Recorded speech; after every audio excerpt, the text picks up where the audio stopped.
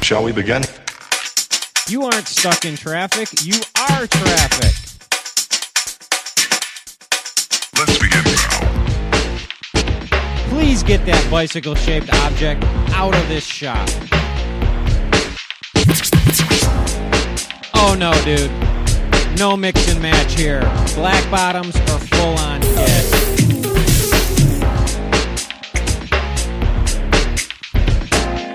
Pedal on, bro. Pedal on. Let's begin now.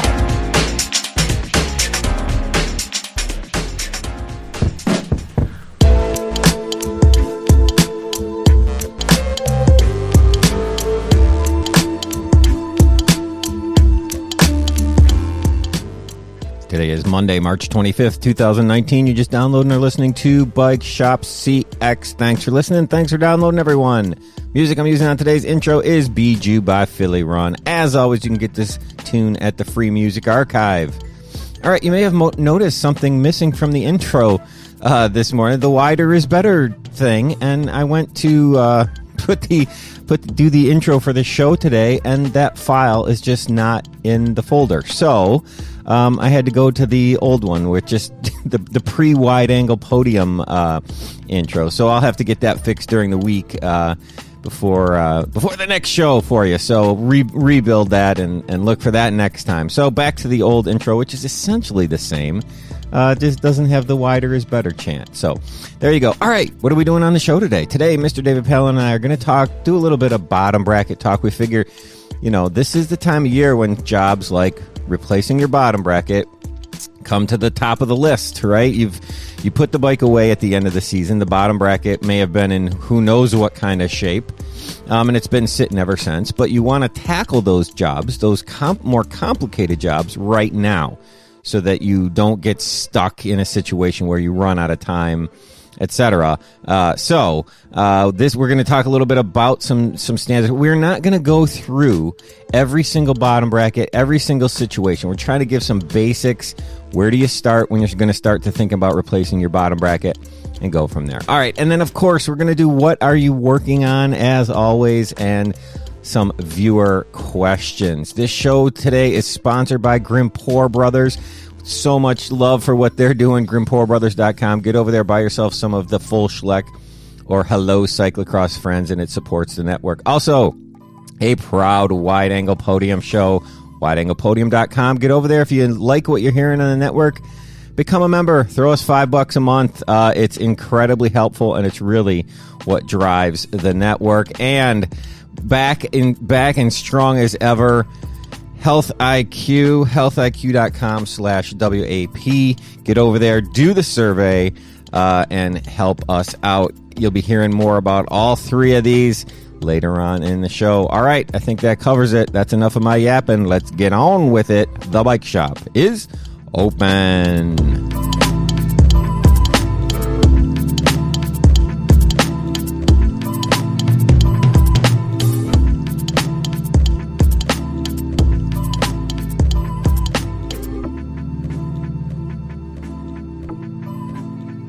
All right, we are back for another edition of Bike Shop CX. We're trying to not talk as quiet or as quiet. We're trying to not talk as loud today, Mr. David Palan. We are, because we find that I'm picking up in your mic, you're picking up in my mic. See, I wish people we need to have a live audience, because people would realize we scream into these mics. Yeah. We're pretty passionate.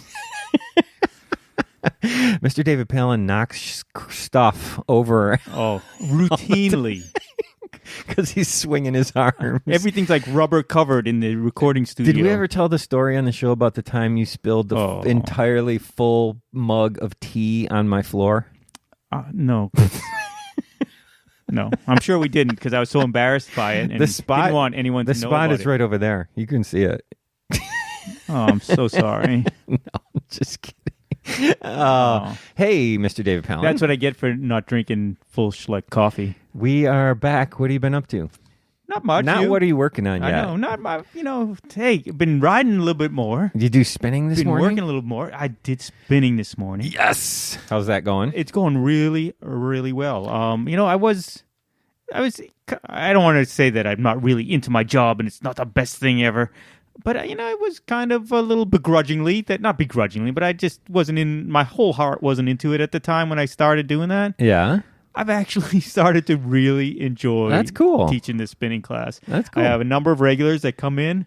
Yeah. We meet at 5:30. We're spinning at 5:45 on Monday, Wednesdays, and Fridays at the LA Fitness in Ann Arbor, Michigan. Anybody, come on in and join us. It is fun. That's awesome. We get some thump music going on, and there we go. The thump music that you're famous for. That I'm very famous for. Yeah. Yeah. And it's interesting because one of the comments that I have heard from people that take my spin class as well as other spin classes in the past, they like the fact that the music is not super loud and that I'm not screaming and Mr. Happy-Go-Lucky and, everybody dance and everybody do this.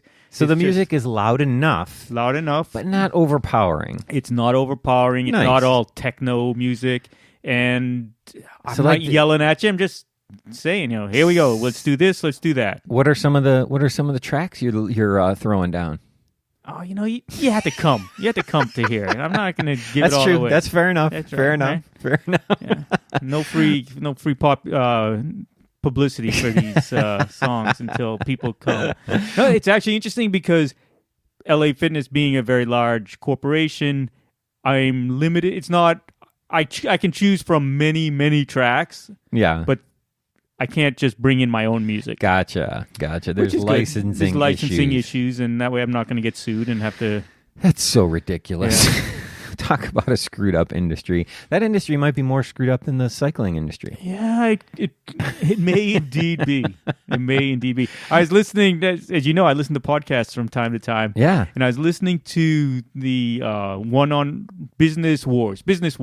Okay. I recommend it. It's a great podcast. You hear these things. And they're talking about the Bad Boy versus, what was the other one there? Gangster rap, whatever. The two East Coast versus West Coast rap. Sure. There is a messed up industry right there. And how it all got worked out and didn't get worked out. And, yeah. Well, besides that, yes, I want to know. Is like, I feel like I'm being interrogated. Can I just have a little sip of water? Go ahead. Take a sip. Take a sip of. I have been food starved for 3 days, sleep deprived, and now you just keep asking me questions. What exactly? I'll tell you anything you want to know. Here's a question I actually do have before I ask you what are you working on. Yeah. What are you sipping over there? This is in my Alma GP of cyclocross mug. Alma College, pink with a tartan. That'd be a plaid. good water bottle for the Texar Canadian. Indeed, yeah. Tyler Cloutier. Tyler, you need. He probably already has one. I bet he does. And what's in the bottle? The full Schleck. No way. Cold today. Oh, good call. Yeah. How about you? What you drinking over there? I was drinking the full Schleck this morning. Yes, yeah. I already had that. I just got water in my mug right now because I'm trying to decrease my total amount of coffee that I drink. Yeah. But that's why I think I'm picking you up in my mic. Is the full Schleck coffee. What we're talking about, if you haven't heard, if you don't know, GrimpeurBrothers.com. Get over there, check that out. Either buy the full Schleck or Hello Cyclocross Friends. And it helps support the Wide Angle Podium Network, specifically this show and a couple of the other shows on the network. And it really helps out, and it's delicious. It is good. It's good and good for us. Good and good for you. So Dan over there is doing a great job. And here's the thing. What do we always say that you should support on this show, Mr. David Palan? Support the people that support our sport. And if you buy Grimpeur Brothers coffee, that is exactly what you are doing, at a level that many other people sport. Don't too. Exactly. I mean, other people are for-profit businesses that make donations or contributions, which is all great. We like money when they send it to us. But Dan is a guy that says, okay, this isn't my full-time job. Yeah. And the money that I generate with this, I will put into cycling. Back into specifically cyclocross too. I mean, I know he does a lot of things, but he puts a lot of it into cyclocross, and we really appreciate what Dan does over there at Grimpeur Brothers. So by buying this coffee, you're doing both those things. You're supporting the sport. You're supporting them and you're supporting us. So get on out there, check it out. Or you can go to the Wide Angle Podium website. There's a link right on there that you can click on to get you right to either the Full Schleck or Hello Cyclocross Friends. So get over there and get some. Yeah. You won't be disappointed. He went out and did the Land Run 100. Oh, that's right. Yeah, Dan did. Yeah. He had a great ride from everything I've seen and I saw, and he's really big on putting up little boomerang things on the Instagram and pictures and stuff. He was distracted enough by riding that he didn't have a lot of pictures up. But from everything I saw and I, just briefly interacting with him, he had a great time, a great race. His year of riding gravel is going well. Excellent. And I think some coffee out there. Didn't friend of the show, Drew Dillman, get third in that race? Friend of the show, Drew Dillman, took third. Friend of the pod, and Amanda Nauman, I believe, was sixth. Sixth indeed, for the women. Yep. Yeah. So well done by the... And Chico finished just in front of Amanda. That old guy? That old guy. Well, he's a lot more aero now, that just single mustache, no other facial hair. Yeah, for the SDG Muscle Monster team over there. So, well done. I was wearing my Muscle Monster hat yesterday. So there we go. While we're on the not Muscle Monster but SDG, yes, and Dave Chico. Dave O. Chico. Sorry, Dave O. Chico. Okay. I forgot. I didn't know who you were talking about there for a second. Right around the corner from St. Patrick's Day, Dave O. Chico. I have to tell you that when I ride now in my spin class, yes, I have one of those cheap seat clamps. Yeah. Attached to an SDG saddle. Yes, that you bring with you? That I bring with me. And I swap out that big puffy seat that's on spin bikes with my SDG saddle. That's awesome, dude. Yeah. That's cool. I tell you what. And way to support the people who support the sport, Mr. Indeed. David Pound. And SDG is a saddle SDG is supporting you in more ways than one. Exactly. With their saddles.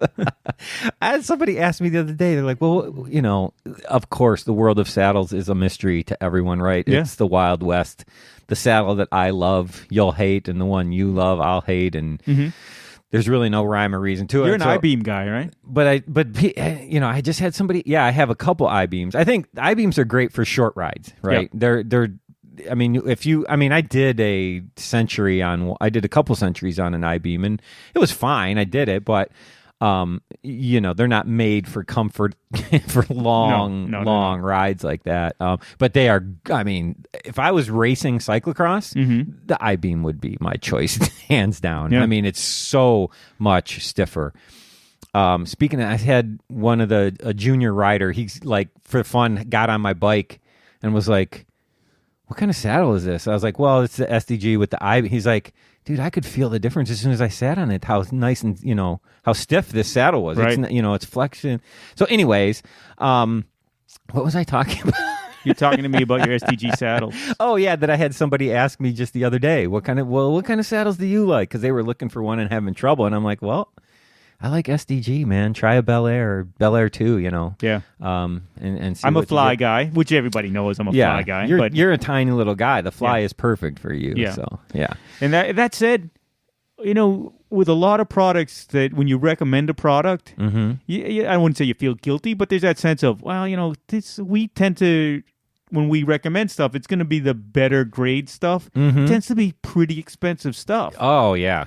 Not the case. SDG saddles are so reasonable. The Bel Air is not very expensive at all, and it is great. Yeah. I have it on one of my Surleys, so there you go. So anyway, we're gonna have to send SDG a bill here in a minute. So we have to we got to cut this short then. Yeah, Mr. David Palan. Yeah, what are you working on? Oh, now cut back. You got to listen back a couple of shows, but we talked in the past about the Mr. David Pound's bottom bracket issues. Oh, that's right. Right? You remember that? The spun sleeve inside the carbon thing. Exactly. Yeah. And I on the Colnago. think I may have since talked about the solution or attempted fix. You bonded it into the carbon shell, I believe. I did that on my own without... Oh, yeah, we talked about it. We talked about, using a bearing press to push it in and get it all lined up and everything. Right. And then the concern was that it would be straight, exactly. at the time, yeah. And inserted and it had the set of bearings in it that was screwed in and now permanently attached because we couldn't take it off. And of course, beginning of this season, the bike or the bottom bracket was starting to give me a little bit of crunchy to the bearing, and I thought, okay, now I'm going to need to just remove that bearing and service the bearing without pulling out the bottom bracket. Right. I tried to do that, and I didn't have the right tools at the time, so I'm like, what the hell? Here I am.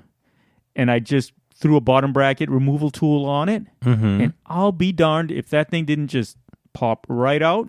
So the bearing came out. But not the whole shell, right. Just the bearing came out, and everything else is nice and clean. So the epoxy or whatever you used is holding it. Yes. And the old bearings are now pressing out. Now new bearings. And you could press new bearings in. Yeah. Well, so you basically threaded them in there. It's a GXP. You basically fixed it. Yeah, I think I did. Unbelievable. Yeah. And I really thought that shear force that you're putting on it when you're trying to remove that was going to... Yeah. Yeah, that's one of the tightest things on the bike, right? Yeah. That is amazing. Yeah, I'm really pleased by that. I actually sent you a picture almost immediately. I was so excited about it. Yeah. Yep. And so we were talking getting rid of that frame. Yeah, we were. That's what we were afraid of. And we were thinking either we're going to need to send it off and have somebody work on it, or it was going to be a wall ornament. So what did you use to bond it in? Because people are going to ask. We're going to get emails. We are. It was Gorilla Glue epoxy. There you go. All right. Yep. Well, I'm glad that worked. That's awesome. I'm really That's happy amazing. by that. And, cool. Cool. So, which maybe we'll talk about that a little more later. Yeah, we're going to actually, our tech topic for today, we're going to talk about some more press fit bottom bracket standards, just going through some general information about that. Because, my thinking on that, Mr. David Palan, was now is the time of year when you can be replacing your bottom bracket, right? On your cyclocross bike, right? Your season's done. Now's a good time to tackle things like bottom bracket, because if you have fit issues, if you have problems getting something, you've got plenty of time. Yeah. Or if something happens and you're going to have to send it out to be bonded somewhere. Right. You've got plenty of time. So big things like replacing a bottom bracket, now's the time to do that. So we're going to just talk a little bit about those bottom bracket standards. So of course, this whole long discussion of bottom brackets makes me wonder. Yes. What are you working on? Oh, so I'm working on a couple things. One, at the shop, I had a guy come in with, this is pretty cool, a carbon Stevens road bike. Really? Yes. You don't see those around here very often. They're not easy to get here in the U.S. Yeah. Not impossible to get, but it's not like you just walk up to the corner bike shop and say, hey, I want a Stevens road frame, and you get one. So, but yeah, he had this cool Stevens, and he didn't really like the way it fit him. He wanted something much more relaxed. So he got a Soma frame that he was going to use for commuter bike, and he wanted to swap as many things over from that Stevens onto the Soma as he could, just so that he wouldn't have to, minimize how much stuff he had to buy. So we're working on that, and one of the things he needed is a new bottom bracket, because the Soma is a threaded shell and the Stevens is a PF30. So, we're going to be working on that with him. And so that was kind of like made me think of bottom bracket stuff. But the other thing I was working, actually the last thing, I was all set to talk about that today. But we're not going to talk about it. Last night, we're going to edit that out. I'm eating, my wife was working late, so I'm eating I had some nice Spanish rice that I made, and I'm sitting down to eat it. A friend of mine sends me a text. They're like, hey, are you busy? I'm like, no, I'm just hanging out eating. And he's like, I'm about 7 miles from your house. I just got a frame painted. And he was driving back from Lansing down to Adrian in the southern part of Michigan, and he was going to be coming right by my house. He's like, can I stop real quick, and can we face and chase the bottom bracket in the head too? Oh, wow. Yeah. So I was like, yeah, just stop by on your way past. So he did. And where did he have the bike painted up, in Alma? No, up somewhere up in Lansing. Oh. He's originally from Lansing and went to Michigan State and stuff. Gotcha, so, yeah, I think he just happened to be getting it from there or something. I don't know. So anyways, at 6, 7 o'clock last night, we were down there and did facing and chasing of the bottom bracket and the head tube. So Nice. he's good to go, and he already started that build. He's That's great. Yeah. He's doing a 1x10 SRAM commuter bike. Okay. Yeah, he just does all kinds of crazy. So this guy is built. Have you ever seen those bikes with like a double chain, a chain on each side, basically 2 drive sides? Yeah. Yeah, he's done stuff like that before, just for the fun of it, and crazy stuff. So we'll see what this comes out to. Yeah. I hope he he's didn't rush the chasing and facing. Why would you? Because they say that it's very important to keep the right pace when you chase and face the races. I have no idea where that came from. So, anyways, that is what I'm working on, Mr. David Palan. Sorry. All right. Well, let's get out. I mean, we mentioned bottom brackets. We mentioned bottom brackets. So we're going to talk a little bit about bottom bracket standards. And one of the things that I was thinking of is this tends to be an area of much confusion. Would you agree? Bottom brackets. I cannot tell you how much I agree with you. All right. Headsets are bad, but shiz numbers have significantly helped that, in my opinion. I agree They've with at least that. helped me figure that out. But bottom brackets are even more confusing. I cannot tell you how many times people come in and say, is this one compatible? And I'm like, hold on, let me start digging. Yeah, wait. You got 7 hours so I can like figure out what the heck is going on? So here's the thing. I want to talk. And this is for people, if you haven't done this before, you're looking at, this is a daunting task. I don't know where to start. We're going to try and give you like a place to start. Right. So where do you start your thinking about this if you're going to replace your bottom bracket? I think the first thing you need to know is it press fit or is it threaded? Yeah, that's a good start. I mean, but even more general than that, I want to say, is there's 3 major things. If your crank is going to fit in, if crank X is going to fit in frame Y, there's 3 major things that you have to keep in mind. 1, how is the bottom bracket going to fit into the bottom bracket shell? Okay, so now here we go, because you're the smart one of us. Oh, God, that's scary. I'm less so when it comes to these things. Can we back up just a little bit and define terms? So we're going to call the bottom bracket is the stuff that fits, the parts that fit inside the frame. Okay. The bottom bracket shell is the part that is welded to the down tube and the seat tube and the chain stays. Okay. Right? That's just a shell. That's called the bottom bracket shell. A lot of times, that's a good point, though, Mr. David Pound, because a lot of times people just call all of it the bottom bracket. Right. And so it's important to distinguish between the bottom bracket shell and the bottom bracket, which is all the stuff that goes into the shell that makes that crank work with that frame. So when you strip a bike of all of its things that you can strip it from or strip it of. Right. You cannot strip it of the shell. The shell is what's left when you take everything out. Yes, the shell is part of the frame. Right. Okay. Exactly. So the first interface to think about is you got to match the bottom bracket. The pieces that are going to go inside have to fit into that shell properly. Right? Makes sense, right? Mm-hmm.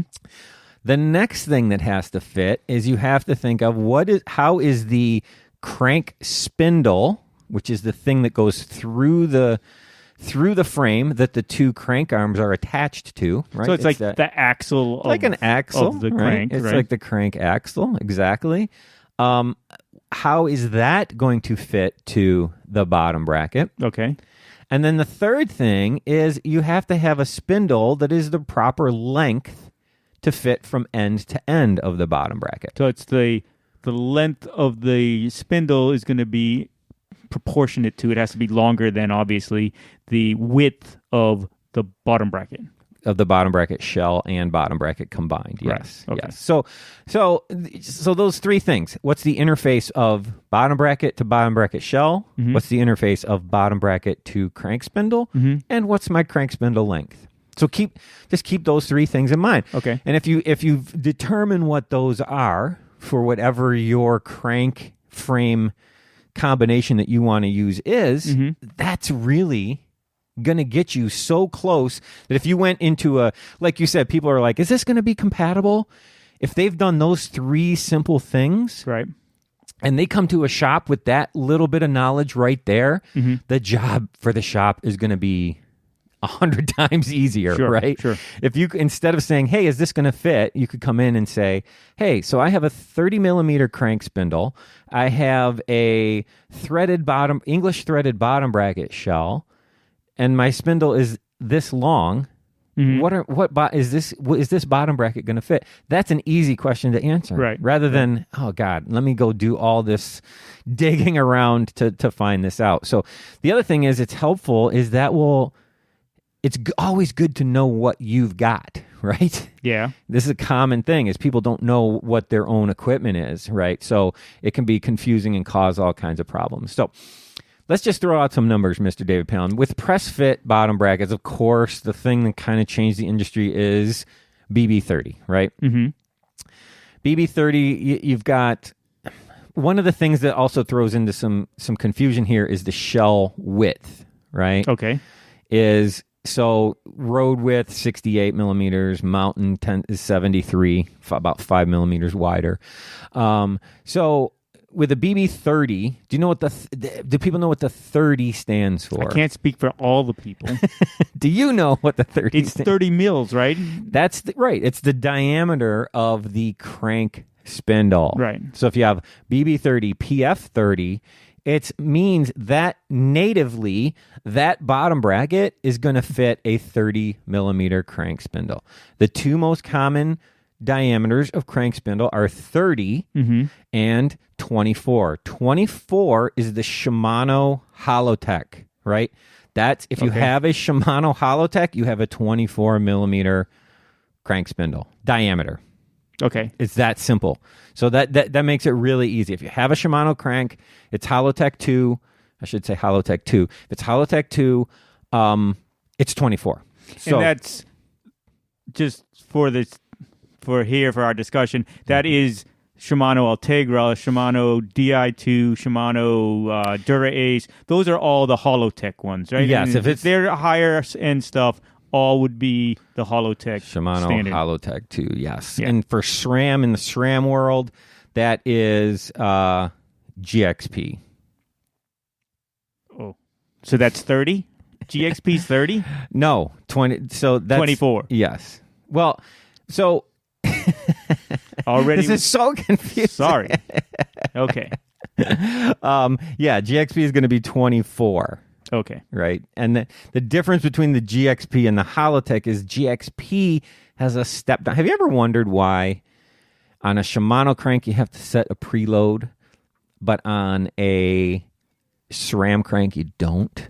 I never really thought about it. This is why. The Shimano, the Holotech 2, the crank spindle is 24 millimeters all the way across. Right. Right. On a GXP crank, it's 24 almost to the end, and then it steps down to 22. Crazy. So when you tighten a SRAM GXP crank, you are tightening against that little lip. Okay. And all you got to do is put it on there and torque it, and it's tight and it's ready to go. Okay. Shimano, you preload the bearings, get it where it needs to be, and that's that little plastic cap on the end. Yep. And then you tighten the pinch bolts, and that's how it stays where it's supposed to be. Ah. There you go. So for BB30, the inside, you're going to match what you have to match with your bottom bracket to your shell is that inside diameter of the shell, right? A BB30 shell, bottom bracket shell, is just a clean, open shell inside, right? There's a little, I shouldn't say completely clean. There's a little groove in it, in the backside, and that's where the little snap ring goes into. Right. But if you with the snap ring, with everything out, it just looks like a smooth tube, right? Right. The inside diameter of that tube on BB30 is going to be 42 millimeters. Okay? All right. So it's easy to remember. BB30, 42. 42. Not to be confused with 24, which is the diameter of a Holotech. Okay. Yeah. No, but what I'm trying to get to is these 3 things that I mentioned earlier. You're basically, the fit of that bottom bracket to the bottom bracket shell in a BB30 is 42. You need an out, like you're doing one way you can match any sealed bearing, Mr. David Palan, right, is if you just know the outside diameter and the inside diameter, right? If you measure those two things, you can figure out what bearing you need. You don't need to know the specific bearing number. I just need something with this outside diameter and this inside diameter, and I know that bearing will work. So if I have a BB30 shell and I match it to, and it has your bearing that's going to be pressed in there has to have a 42 millimeter outside diameter. Okay, that makes sense, right? Yep. And then if I have a BB30 crank spindle, my spindle is what? 30 millimeters. So my inside diameter of that bearing has to be what? 30. Oh, amazing! I got it. So right there with the BB30 bearings, right, are going to have a 42 millimeter outside diameter, 30 millimeter inside diameter, and I know my BB30 crank will slide right in that guy. Okay. All right. Now on to questions. PF30 is a little bit easier. For people that don't understand the difference between PF30 and BB30, the only difference is they're still both press fit, is that PF30 has a little... The BB30 has at the back, it has a little snap ring. That groove that I mentioned, you put a snap ring in that first, and when you press the bearing in, it presses up against that snap ring, and that keeps the depth, approximately 7 millimeters, the depth of that bearing correct, right? It doesn't let you overpress the bearing into the shell, right? It'll only go in so far. When Scotty D is saying the back of that, he's referring to would be parallel to the plane of the bike. Yeah. Right? The back of the lip. The back of the lip that bearing is mounted in. Exactly. Not all the way through. Yeah. With a PF30, instead of having that little groove that you put that snap ring in, it just has a cup that catches the outside edge of the bottom bracket shell, and then it leaves like a nylon cup there that then the bearing presses into the nylon cup. Okay. The inside the so neither of those, the Yes. BB30 nor the PF30, neither of those are threaded. No threads anywhere around here. The diameter, the inside diameter of the PF30 shell is 46, by the way. So it's 4 millimeters bigger, right? But you have to have room. More stuff that's going in there. Right, you have to have room for that nylon cup to press in there. Right. A lot of people like the PF30 better than the BB30 because it tends to be quieter, because you have this nylon. One of the things that makes a lot of noise in BB30 is because that bearing is pressed. You got metal bearing pressed into a metal shell up against a metal lock ring. Up against the metal snap ring, and there's a lot of potential for things rubbing, right, and creating noise. That nylon cup in the PF30 system quiets a lot of that, keeps a lot of that quiet. So many people prefer, myself included, prefer PF30, but I don't mind BB30.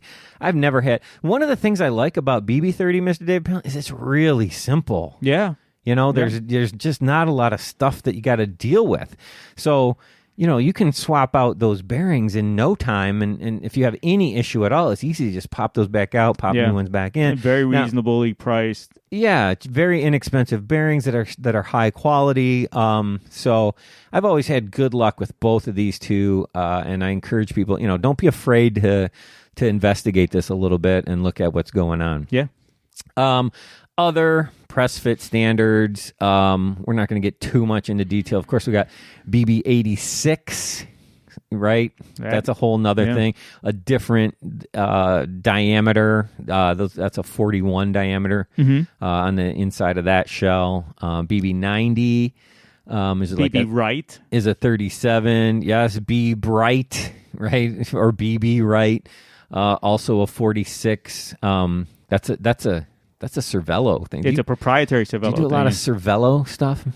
We do some, not a whole lot, but they have their C bike, which is their But there is also there's B Bright direct fit and B Bright press fit. So that's one thing to understand. B Bright direct fit is similar to BB30, and the shell is 42, where B Bright press fit, the shell is 46, just like PF30. Okay. Right? So the direct fit is similar to BB30, which is also a direct fit, and the press fit is similar to press fit 30, which is also a press fit. It's All right. so simple. And then, of course, 386 EVO and stuff. So there's... there you go. I don't want to get too far down this rabbit hole of bottom bracket stuff because it's so variable. I just want to give some basic information. But remember, if you're going to be doing this, remember those three things, right? How is the bottom bracket fit into the shell? How does the bottom bracket fit to the spindle? And is the spindle the right length? That's it. If you keep those three things in mind, so say you have a BB30 bottom bracket, but you have a Holotech. You want to use a Holotech crank. Oh, well, you new can, bike. Well, you can get adapters that will make, instead of that, it's still a BB30 Right. essentially, but the inside diameter is 24. So it still works in a BB30 shell, but it works with a Holotech crank, which is only 24. So you can do that with both BB30 and PF30. So there you go. Cool. There you go. All right, Mr. David In Palin. all cases, it's important that the bottom bracket shell remains bonded to the bottom portions of the bicycle. I picked up on that as well. We didn't say that outright, but that is an important piece. You intuitively... Yeah, it doesn't automatically go from threaded to press fit when the threads just... if your threads come unattached to your frame, you can't just start pressing bearings No. into that shell. Evidently, you cannot. It's funny. So what we're going to do, we've kind of decided already this week, which is unusual, Mr. David Pound, for the next show. All right. We're going to talk some about torque, right? Oh, yeah. Like torque, like that stuff that we generate to generate power. Yes, but torque on bolts and threads and stuff. So we've Do you remember he had a show on just threads? Do you remember that show? I did have a show on just threads. I think that was thread before pitches, you were the even... ramps. It was when we were doing 2 shows a month, and you were doing the tech-only show. Yeah. And I listened. Actually, I don't know if you knew that about me, but I listened to your shows when I wasn't on. Oh, that's funny. So we're going to talk about torque. We're going to talk about some torque equipment that we like as far as wrenches and preset torque stuff, torque limiting stuff. What does torque limiting mean? We'll talk about that. Right. We're going to look at a bunch of different torque wrenches that we use, because I've had people ask me often, what's a good torque wrench to buy? Yeah. So that was one of our Q&As, I think. One of our which is a good question. Yeah.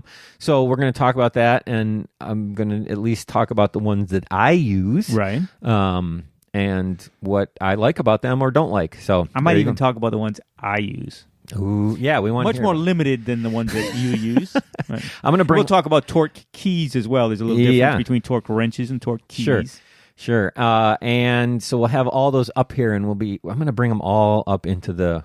We might have to move into Studio B, the bigger studio. We might need a separate table just for all the torque stuff. So, but yeah, I mean, it's very interesting. In general, you should always use your torque wrench if you have a torque setting. Yeah. I don't care how long you've been working on bikes. Your wrist really is not calibrated. No. That's very interesting. And we'll talk more about this next time too, do you know, when do people tend... Here's a good question. We'll throw this out there and let it simmer. Okay. Till next time. When do people, anybody, it doesn't matter how long you've been doing this, we all have this tendency. Yeah. When do you have the tendency to over-tighten, and when do you have the tendency to under-tighten? We'll leave that one for next week. Yeah. Or for next show. Yeah. And we can see if anybody can email us. And where those two arcs meet. Right. Right. That's called the Clash of the Titans. Good God. Oh my goodness. All right. I need to get these. I need to get these buttons working so I could do a sound drop right there. I can do it so that you and I can hear it, but I don't think anybody else can hear that. I don't know. Based on what's coming through the mic, I think maybe people heard that. There's no rim shot there. No, that's not it. Nope. There we go. Here, I'm going to put my headphones on my mic and go ahead and hit that one again. There we go. All right, for our viewers. The things we do for our viewers, Oh, it's man. amazing. It's amazing. So we got good questions this week. Yeah, we did. So we're going to move on to those right now. But first, I want to talk about Mr. David Palan. Yes, sir. What are you working have on? Health insurance or life insurance? Life insurance. Yes, I do. I just did it. Yeah, so do I. We want to talk about our other sponsor, which has been huge. They've been a sponsor for the Wide Angle Podium for a long time. And they're back, and we love it, and that's healthiq.com. Healthiq.com. Healthiq.com uses science and actual measurements to figure out that, hey, some people that are really working athletic and active actually might be a much lower risk for life insurance. So let's give them better rates. And that's what HealthIQ strives for. If you go to healthiq.com healthiq.com/WAP and fill out the survey. If you score elite, you'll get a discount on your life insurance. It's very simple. Yeah. And it's just go check it out. Just go check it out. Do the survey. You'll be surprised at how much would this actually cost me to get a decent amount of life insurance here. Go find out from the other guys first. And then you'll see to how good of a deal this is if you go to healthiq.com/WAP. So get over there, check it out. It's just awesome, and they're hugely, again, supporting the people that support the sport. Just get over there and check it out, and you're helping us out. So indeed, and you need life insurance. Yeah, you need it. We don't. I mean, we could sit here. It's adulting at this point. We can sit there and tell you that you should have it, but that's a no-brainer right there. You should have it. So, all right, get over there, healthiq.com/WAP. Do the survey. Thank you very much. All right, Mr. David Palan. Yes, sir. On to our questions. And how did people get these questions to us? I think they email them to us. Don't put them on the Instagram. Don't put them on the Twits. Put them on. Send them to bikeshopshow@gmail.com. There we go. Wow, we did that together as one. I was going to repeat that, but I think you covered it just fine. So, all right. I'm going to do the first one. Oh, I want to do the first one. Okay, you do the first one. Tom from Oakwood Hills. That's the first one, right? Yes. All right. Oakwood Hills, Illinois. Illinois. All right, hit us. Hello, masters of CX knowledge. I have a question for the professors of pedaling, Scotty D and Mr. David Palan. Professors of pedaling. It's a new one for me. Well, you might be the professor of pedaling. I know, the pathetic peddler they I'll be called the me in the professor past, of wrenching. But go. All right, go ahead. You distract me. I am racing in the upcoming Barry-Roubaix on my new Gunner Hyper X. Yes. I'm looking to get a fresh set of rubber on my tubeless ready Velocity ailerons. Nice. A lot of the typical riding I do on this bike will include 40-ish miles containing half road, half trail, crushed limestone. Good. I'm looking for something that will work well on both surfaces without wearing out the tread too fast. Side note, I am also planning on using this bike for my second cyclocross race of the day. I'm a dedicated morning single speeder, and then looking to double up in the afternoon geared race, hoping to be using the same tires if they are still looking good after summer. Do you have any suggestions on a tire and tire size that will keep me fast and comfortable for 36 miles of gravel goodness in Barry County, Michigan, as well as get me through some cross races? I think the simple answer there is no. I would have to agree with you. I really wish it was a good... I don't think there's not... No. I mean, sure, any tire will get you through those two things, right? But I don't know that there's a good tire that you're going to... I mean, gravel tires have become very specific. I think what a lot of the gravel tire manufacturers, and correct me if you think differently, Mr. David Pelham, I think a lot of the gravel tire manufacturers are realizing we don't need a ton of tread. No. Right? No, you What's don't. way more important is tire width Yep. and just a light tread to keep things, moving out if there's water or something. And let's keep it more like closer to a road tire. Yeah. So I don't think if you really want a tire that's really good at gravel nowadays, I don't think you're going to find anything with any kind of tread like that would work in a cyclocross race. Right. And so here we go. Right. It depends. Except a file tread. Right. And that's where I was going, because Barry has been sandy, dry, hot, miserable. No, it's never miserable, but sandy, hot, dry, and dusty. Yeah. In some years, it's been icy in some years. Yeah. And it has been muddy in some years. Right. I'm not using the same tire in those three situations. Right. I'm going to have 3 different tires just for Barry Roubaix. Yeah. So let's say that it is indeed a pretty straightforward gravel race that is going to be dry. Yeah. I like my Torino Dries. I Sure. think they are a great tire for that. Absolutely. I feel faster when I'm riding those tires, and I don't know if it's real or not. I feel faster when I'm riding those tires than almost any other tire in my quiver. Yep.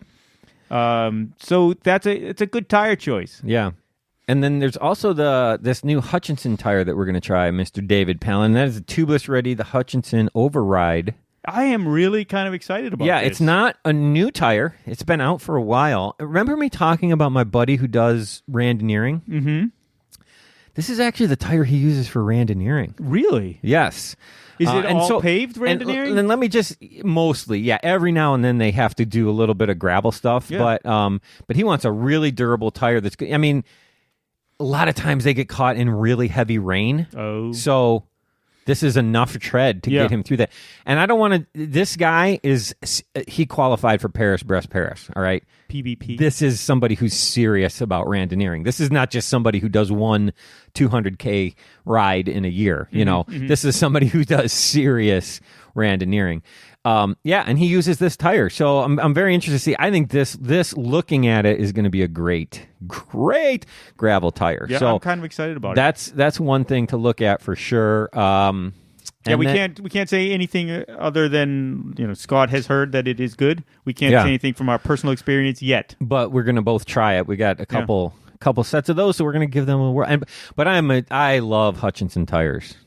I've always liked Hutchinson tubeless tires. Yeah. I mean, their road tires have been my go-to road tire for a while. So, and it's not the typical brand that everyone thinks of when you hear tires, right? So it's going to be very interesting. So that I would seriously consider something like that for Barry-Roubaix if the conditions are right. And these are 35, so they're pretty wide if you're going to be doing it on a cross bike. And I believe they make a 38 too. Yeah, wow.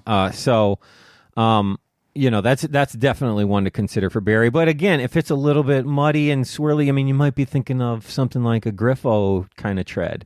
It's going to totally depend on that. And then to be able to match the complete variety of stuff that could happen at Barry-Roubaix with whatever could happen at the first cross race could be 2 completely different things. Yeah. So it'd be really, really hard. I mean, when in doubt, you could always say, get a mid-tread, right? If you I'll tell you, the first year that I raced it, or the only year I raced it, I raced it on chicanes. You raced Barry on chicanes? I raced Barry on chicanes. Yeah, that's not that far from the Torino Dry, really. Yeah, right. Yeah. So, or if you just get a mid tread, if you got a Griffo mid tread, you're probably going to be able to get through both of those things, right? And get you there. But to just be able to pick the ideal tire is just way, way too many variables for that right now. Yeah. But there's and again the mid tread or something that is more of a file tread with some side knobs. That will help you on your 40 miles of half road, half trail crushed limestone. Yeah. Because that's pretty much paved. Yeah, it's very right. It's closer to pavement than dirt for sure. Yeah, so that's a tough call. But I think any of those. The good news is there's so many really good tires right now. I don't know if is that good news or bad news. Right. It's overwhelming. Right. The choices that you have. Yeah, for sure.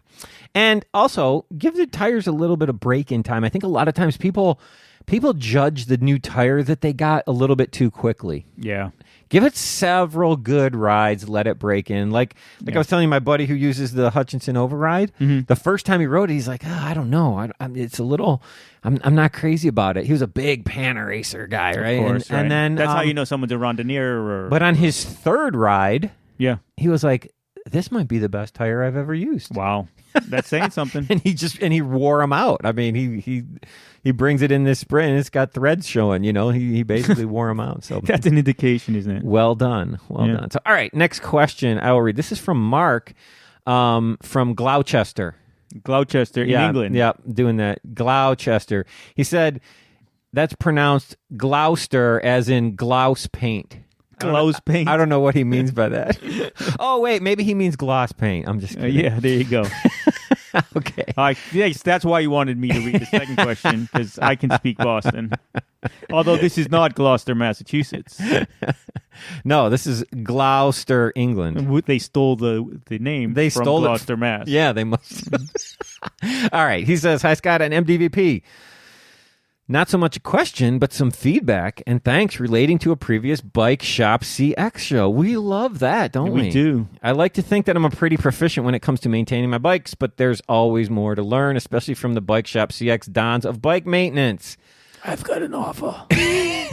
When I was listening to an episode of Bike Shop CX before Christmas, your comments about rear derailleur hanger alignment got me thinking. I have two bikes that for quite a while I have not been able to get the rear shifting as crisply as it should be. Ooh, there's some things that could cause that. That's something you should immediately, with index shifting, especially with all these high number of gears on the rear wheels that we have now. Yep. One of the most important things for index shifting being crisp and clean is a straight derailleur hanger. Generally, he goes on, generally, I found that my indexing could be adjusted to work fine across the sprocket at one end of the cassette, but the further the chain moved toward the other end of the cassette, the worse the shifting became. And that is a classic symptom of this, right? Mm-hmm. That is like the number one thing. You can line up, you get your cable tension so that it's shifting well, but basically what's going on there is you have a small skew in the hanger that magnifies as you go deeper. Right. So that's a classic symptom. I could get some to other things here. Yeah. Like in the differential still, I always think the beginning, you got to start with cables and housing, right? And it's just cables and housing. Because it's pinched or it's dirty. It's not, dirty. It's not traveling, right? Sure. Then the next thing is chain cassette, right? That's always in the differential too. Mm-hmm. Right now, I put a new chain on the Colnago and it's popping, and I know because I wore it too deep and the cassette. So now, of course, the big dilemma is, do you wait till the chain is as screwed up as the cassette and then it'll shift fine? Everything will smooth out. Right? No, so I got a new cassette in my future. But then, of course, also in the differential, and not necessarily in any particular order, but the other thing in that differential is skewed derailleur hanger. Yeah, I mean, the good thing about the derailleur hanger is, especially, you can just look at it sometimes. You see, it's a little bit kinked. But the other thing is, if you have the tool, it costs $0 to straighten it. So anyways, continues on. He says, I could get to every gear without a problem. My OCD tendencies just weren't happy with the amount of chattering from the chain when the bike was on the work stand. One bike is a Cervelo R3 road bike. The other is my Focus Mare CX race bike. The road bike has never been crashed or dropped, so I had implicitly ruled out a hanger problem. Not a good thing. No. I can't say the same about my CX bike. Yeah. I love it. He says, anyways, your comments motivated me to check the hanger alignment. A Park Tool DAG 2.2 was added to my Christmas list, and luckily for me, one arrived on Christmas morning. A couple of weeks ago, I got around to checking the alignment. I started with my road bike. With the help of the Park Tool video, I found that the alignment was way out. The gap at the 3 o'clock position between the tool and the rim was just over 1 centimeter. That's C. Not millimeter. Centimeter. Yeah, that's way out. That is 10 millimeters. Following some very cautious bending, the gap reduced to about 1 millimeter. Cool. Remember, when you correct that gap on the derailleur hanger, you only want to correct half that distance, right? Because you're essentially correcting both sides of the wheel Right. across the wheel at the same time. Right. So if you try and correct that full centimeter, you're putting it out at the other end. You want to Right. correct half that distance. Right. So which as like a rule of thumb, as he's in Gloucester, so he understands it's Gloucester, England. Yeah. There's all those T-shirts and signs and everything. It just says mind the half the gap. Right. exactly. Mind half. Yeah, the gap. that should we should make that. There's a T-shirt idea. $1 million right there. Before resetting the indexing, I checked the stop screws, which are fine. I now have a road bike that may be shifting better than it ever has before, right across my cassette. Next up is to do the same on my CX race bike. Thanks for an excellent show and great advice. Keep up the good work. This is Mark from Gloucester, England. Gloucester. Thank you, Mark. I'm glad that worked out. And yeah, that's some good information, good reminders to people to checking the those derailleur hangers for Yes, sure. indeed. And like he said, it doesn't have to be from a crash or dropped or falling over. It's so much stuff happens to your bike when you're sitting and you're not around. Yeah. You never know who rolled something into the garage and banged into it and maybe didn't even know they did it, right? Yeah. Or rolled something past it and hit it or did whatever. You never know what could have happened to that. That rear derailleur is so vulnerable sticking out there like that. You don't just assume that because you haven't crashed it or laid that bike down that hanger is straight. Right. The other thing, physics. It's like this is the classic Schrodinger's cat, right? right, yes. What is going on with your bike when the door's closed? Right. When you open that door, you can see it. But when that door is closed, for all you know, the bike is laying on its side, jumping up and down on the derailleur hanger. Right. The other thing, Mark, is I hope for both of those bikes, I hope you have a spare hanger. Get a spare hanger right now. Oh, yeah. Because then it will be right there when those break. Yeah. So there you go. All right, Mr. David Palan, would you like to read the next one? I would love to read the next one from Nathan in Ontario. Because I think he's going to ask us about Canties. Canties, what are they? Or mention the Canties. All right, Greeting, gents. Love it. All right, straight to it. A while back, you did a show on Avid Canties. Great brakes. Have them on a couple of bikes. As do I. As do I. I'd set them up without issue and kept changing out Canties on bikes with those. You'd suggest a proper way of setting them up, which I've yet to try, but I'm doing another bike in spring with them using that method. Anywho, point is doing a mixed surface bike with Paul mini moto brakes, which I bought because they are a similar idea except linear pull, like to try new things. Setup card kind of vague, so thoughts on the install. I kind of freewheeled the install and like the results with the feel and the power. Thanks for the good work and tips. Currently in archives, which keep the winter blahs less so as I play bikes in my basement in Ontario. Ontario, that's not that far from here. No, it's not. It's like a stone's throw. Ontario is where the Mountain Bike World Championship is going to be this year. Oh, what'd you decide? You going? Mount St. Anne. I'm probably not going. The big problem is the very next weekend is Rochester CX race. So I'm probably going to Rochester. So it just makes it kind of difficult. So sure. Specifics with the Paul Mini Moto brakes, not really, other than your basic linear pull stuff. Especially if you're liking the feel and power, then you've done it right. You probably did it right. The typical stuff, making sure nothing is rubbing, of course. Make sure your noodle has a good travel. Everything's going through the travel. Okay. Mm-hmm. Make sure if you liking everything, it's probably okay. But make sure. I don't know. I can't remember off the top of my head if those require short pull or long pull levers. I can't remember off the top of my head. They might be okay with short pull levers. If you like the feel, you're okay. What you don't want to do is be mixing short, long pull and really have the real spongy feel or the real tight feel where they grab. Right. So that's the thing you want to really watch out for. And that's basically it. I mean, just like most linear pull brakes, a lot of people running those mini linear pull, the TRPs, of course, on their cyclocross bikes, though, now. Yeah. Especially in the front, because you don't get the chatter. You don't get that cantilever brake chatter like you do with Canties. So that can be good there. So let us know, Nathan. Let us know how it's going, how those are working out for you. I think it's probably getting warmer in Ontario now like it is here. So I'm sure you're probably getting out there. Although I'm looking out the window of our recording studio and you notice that the sun just came out? No, the snow is flying. Oh, is it? I can't see it. But yeah, those Paul Minis, by the way, that's a great brake. Yeah. Really good. High quality. Excellent brake. So, all right, I'll continue on with the next one. This one is from Jeff. Dear Scott and David, I'm going to take your challenge. Take it. And build a set of touring wheels in the next month or so. What? I want Velocity Atlas 700C rims with a choice of 32, 36, 40, and 48 spoke holes. I weigh 155 and I will be touring with camping gear. How many holes? ?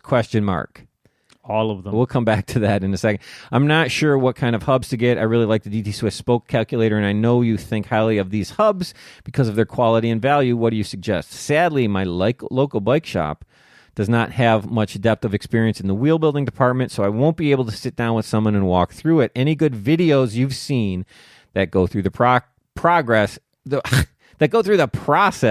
Sorry, long-time listener, thank you for all you guys do, Jeff. Jeff, you know what? Time to move. I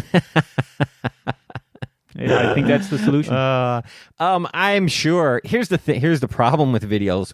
Everybody is going to tell you that their way to do it is the best way to do it, right? Everyone thinks that, I think. Yeah. I'll tell you where I learned before I came to you and learned from you again. Yeah. Relearned. Yeah. But explains the process very, very clearly.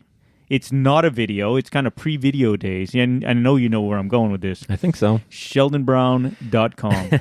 Yeah. Well, I think to me that it was a little bit confusing reading that, but that could have been just because I already had a way in my head that I like to lace. Perhaps, spokes. yeah. So, but I mean, he does it with it's color-coded. He talks about which is your primary spoke and where you're going to get started and why. And the cool thing with Sheldon Brown's stuff, you can go so deep into the weeds if you choose to. Yeah, right? For sure. But you don't have to. Yeah. The other thing I would recommend is, of course, which I recommend over and over and over again, Mr. David Palan, is the Barnett Bicycle Institute Mechanics Manual. Right. Yeah. I've got to get a new version of this because mine's getting older and older. I just got an email from them. I'm on their email list because they tell me when the new versions are coming out, what updates. The last email I just got from them. Yeah. They did a whole new update on DI2, and the reason I bring this up is because we got that DI2 question last time. Do you remember that? Yep. The DI2 alone now in the Barnett manual has, I believe this is right, 2,000 pictures. That's so crazy, man. Which is why, by the way, awesome. I know you've said this on the show, but it's worthy of repeating now. This is why you don't get hard copies of the Barnett. This is why they don't print it anymore. Right. Yeah. Exactly. Could you imagine printing those? I mean, it would be astronomical. So I would recommend getting that manual and using that process for setting up. They explain it, and this is where I went to learn how to do this. I actually they have a separate wheel building class that you can take, which I took. And then they also cover wheel building in the advanced class. So I actually went through this whole process twice with them. And, it's explained as if you have never done this before. Right. They don't make any jumps in logic that you can't follow. They actually add steps. They're like, make 4 piles of spokes, right? Sure. So you understand, obviously as you get more advanced, you don't need to do that. You know what spokes, and you can just keep working through it. But for beginners, it's like, no, make 4 piles of spokes. So you keep them separate, and you understand what each pile is going to be and how they're going to fit. And then when you do that, you make your 4 piles of spokes, you realize, spokes are actually in a wheel. Spokes are actually grouped into groups of 4. Right. There's a group of 4, then a space, and then another group of 4, then a space. And this is why, because I've got 4 groups here, and that's how this is. So you start to realize stuff like that. So I think rather than any videos, because there's a lot of crazy videos out there, I like that manual, and I think if you go through that, you can. Does Calvin do a wheel build? Calvin has a few kind of wheel builds that he does. No, but does he have a video out there? I mean, yes, I know that. I don't know if he just has a wheels. general one. General. If he does, I would definitely be okay if you watch anything that Calvin Jones does and puts in any videos he puts on for Park. He does have a wheel build video. I don't know if you saw this, Mr. David Palin, where he builds he laces a tubular road rim to a fat tire hub so that he can ride his fat tire bike in the summer without big fat wheels on it. It is so cool. It looks so funny when he's done with this skinny little tubular, and he glues a tire on it, man. It's got these skinny tubular road tires. Yeah. He even uses in those videos, an old rim. You used to buy rims that didn't have holes in them. You had to get them drilled. He does that too in this video. Wow. He goes through that whole process. He finds these old rims that he had like in his basement. Yeah. I think that's what probably kickstarted this whole project for him. And they go through the whole process of drilling the spoke holes. That's some crazy it's cool. stuff. It's a cool video. It's like a 4-part video. And so I know they end up lacing those. So there is some lacing in that. Not that you need anything that crazy for what you're doing, Jeff. But that brings us back to his other question. But if he does have that, yeah. Okay, so number of holes, 32, 36, 40, 48. For a touring bike, I would at least do 36. Yeah. Probably. Yeah, I mean, I have a tandem, and the tandem we've got 48, I think. Yeah. I mean, that's a solid build right I think there, 48 right? is great is more a tandem. Yeah. I mean, sure, you could do it and make it work, and it would be fine. I would either... But better to kind of risk by going higher rather than lower, right? Yeah, I would do either 36 or 40. I agree. I would choose one of those two based on how much weight do you really think you're going to be putting on this bike. Is this just a short overnight, like maybe me and Mr. David Palin are going to do this summer? Yeah. Or is teasing that out there more already. on that later? Or is this going to be something where you're going across the country and you're going to really have tons of stuff loaded on it?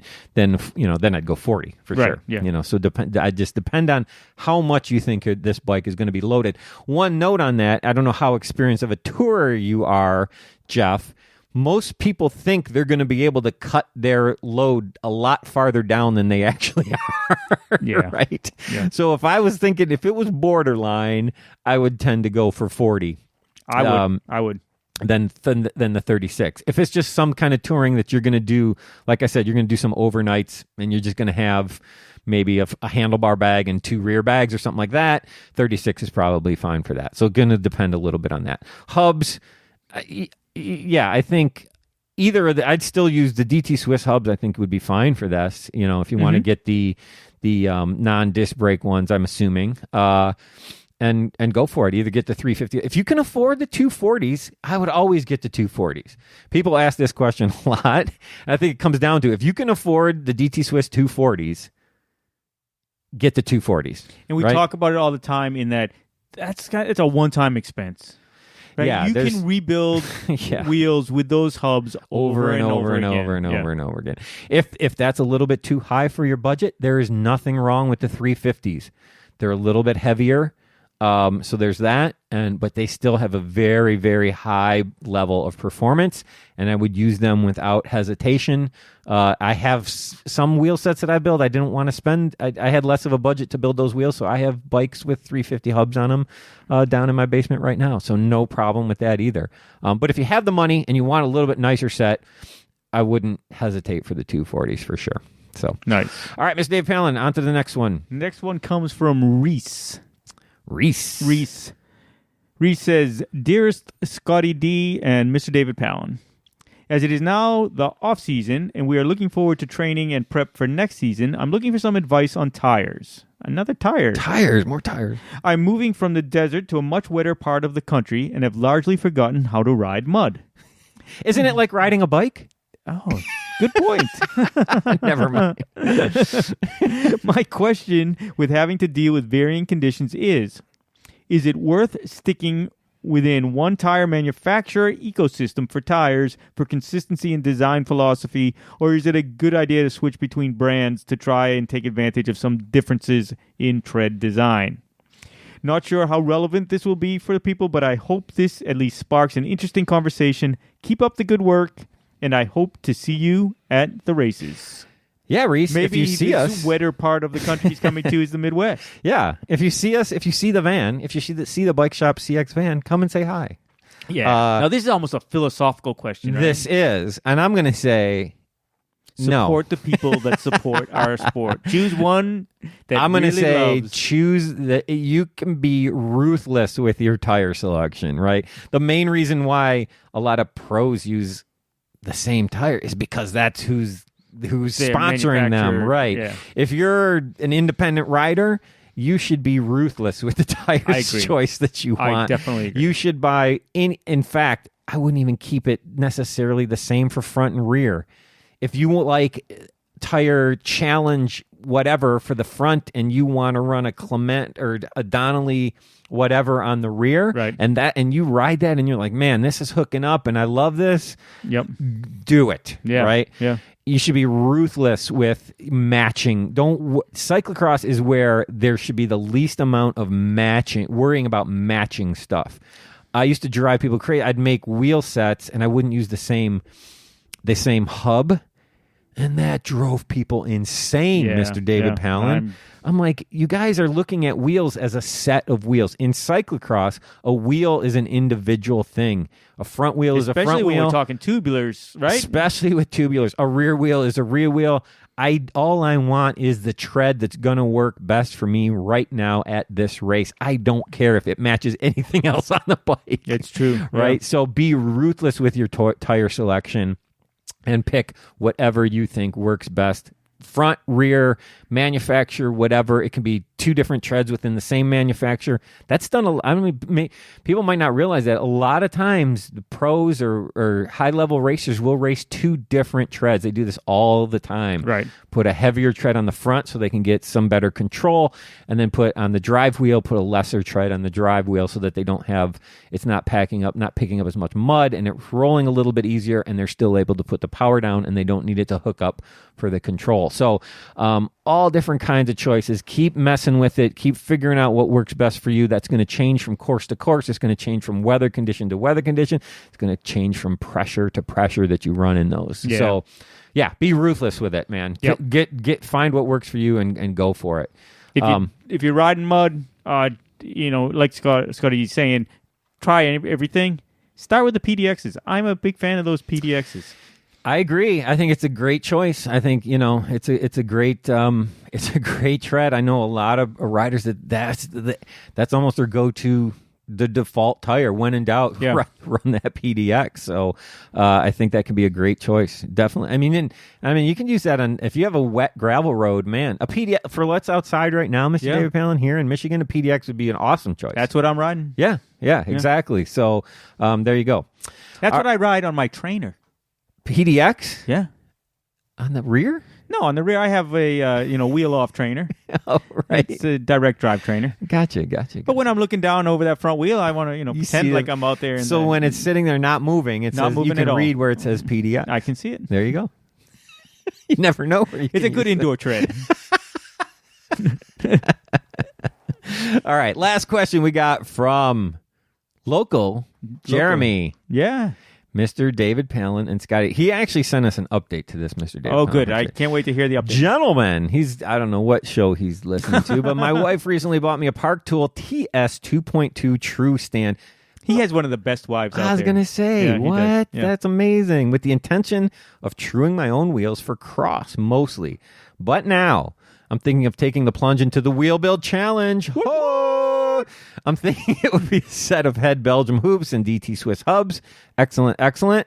I'm torn on 240s and 350s. I'm thinking the 240 would be the best bang for the long haul. I appreciate your opinion. If you feel something else would be a better go-to.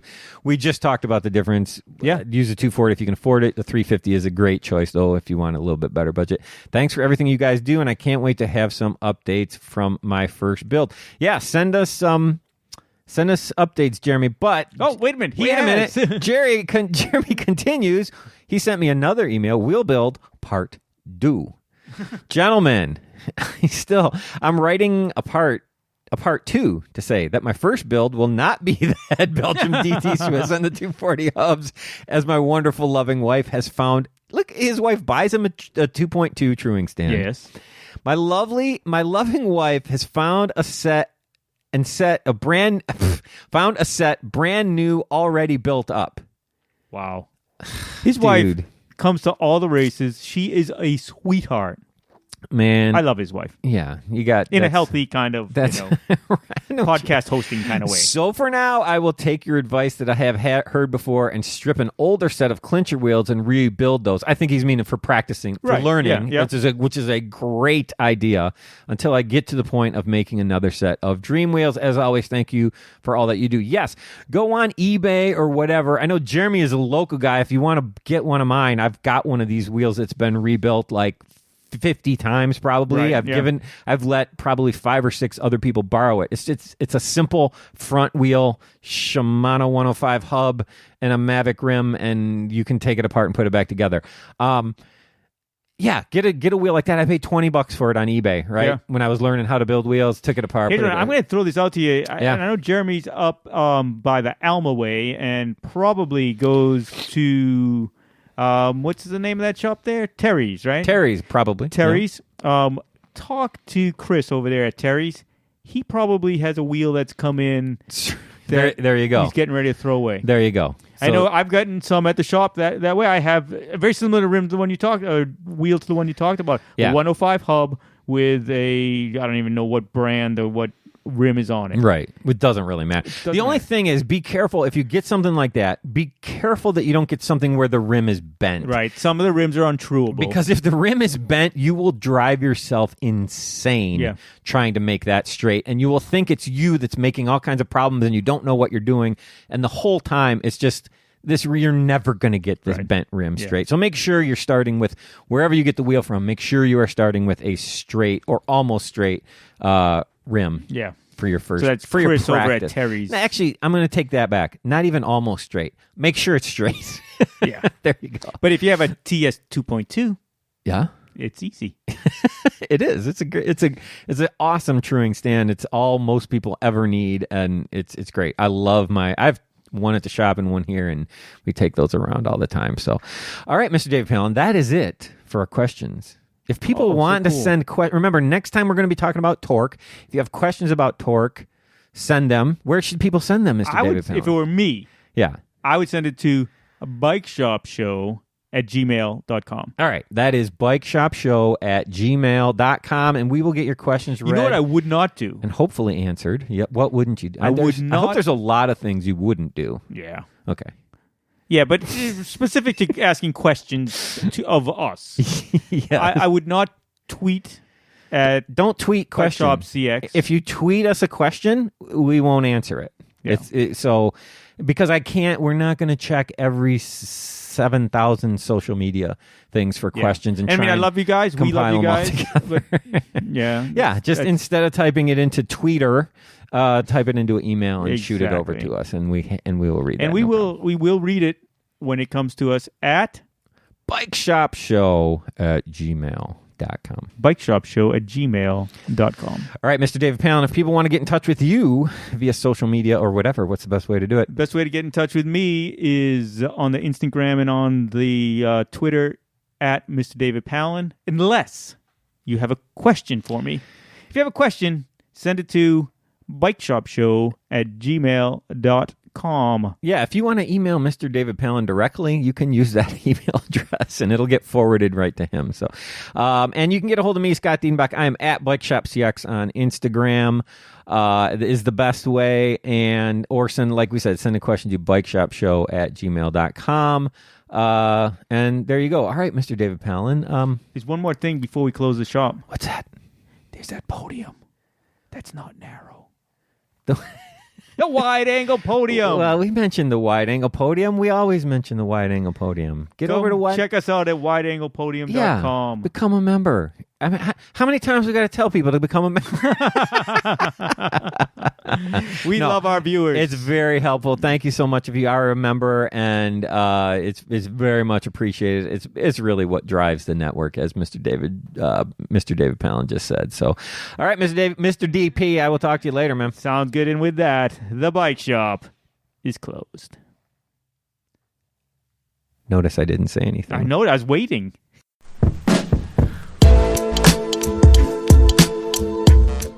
All right, that is the show for this week. I hope everybody dug it. Again, if you have questions, comments, concerns, whatever, send them to bikeshopshow@gmail.com. Thank you again to all of our sponsors. Grimpeur Brothers Coffee. Get over to GrimpeurBrothers.com. Buy some of the full Schleck or Hello Cyclocross Friends and support the network. Wide Angle Podium. As always, wideanglepodium.com. Click on Become a Member. And become a member. $5 a month, $10 a month. It would be amazing, or more if that's what you think it's worth to you. We really, really appreciate it. And healthiq.com, healthiq.com/WAP. Get over there, do the survey. It helps us out. You know, they're been a sponsor of this network for a long time. Give them some love, show them your appreciation. Get over there and do the survey and become and get yourself some life insurance. Never a bad thing. So, all right, like we mentioned, next time we're going to be covering some stuff on torque. So get the torque thinking caps on for next time. We'll be going over that. I think that'll be fun. And like I said, send us some questions. We really, really like answering everybody's questions. All right, I think that is the show for this week. Hope everybody is getting out there and riding, of course. If you are getting out there and riding, you know the drill. Be careful out there and take care of each other out there. And until next time, the bike shop is closed.